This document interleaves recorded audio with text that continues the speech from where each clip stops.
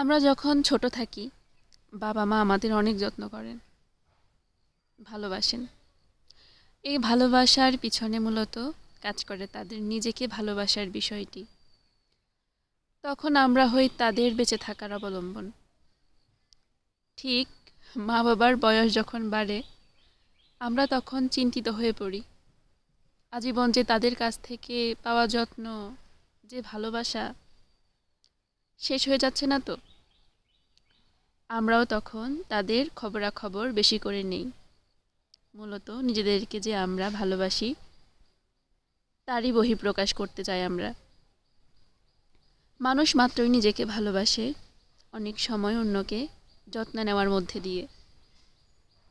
আমি যখন মা হয়েছি তা আরও দ্বিগুণ ভাবে উপলব্ধি করতে পেরেছি যে মায়েদের কত যন্ত্রণা, মায়েদের কত নির্ঘুম রাত কাটাতে হয়।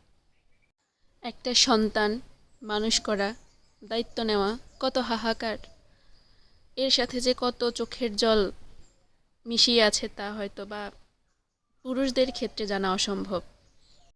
একটা মায়ের কাছে তার সন্তান যে কী সেটা শুধু মাই বুঝে।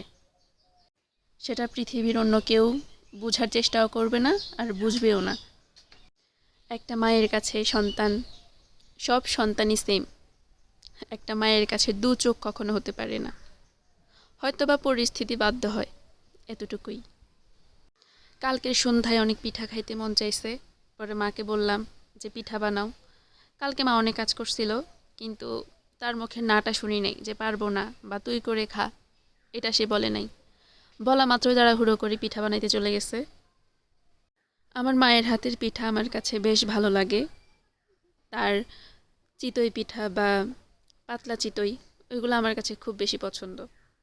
পাতলা চিতইটা আমি বানাইতে পারি না, কখনো বানানোর চেষ্টাও করি নাই, যেহেতু মা সবসময় করে খাওয়াইছে এই জন্য আর চেষ্টাও করাটা হয় নাই।